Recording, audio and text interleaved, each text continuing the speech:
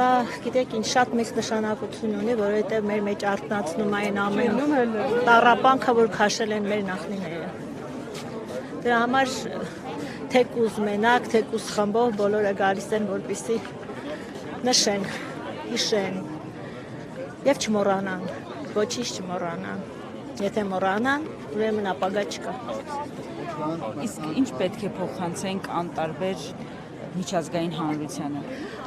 Անտարբեր միջազգային հանրությունը թող բարի լինի տեսնի, թե ինչքան Հայաստանի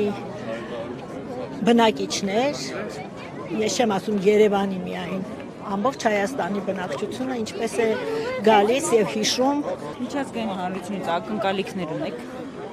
Շատ լավ կլիներ, որ ունենանք, դա էլ կախված է մեր բարած քաղաքականությունից։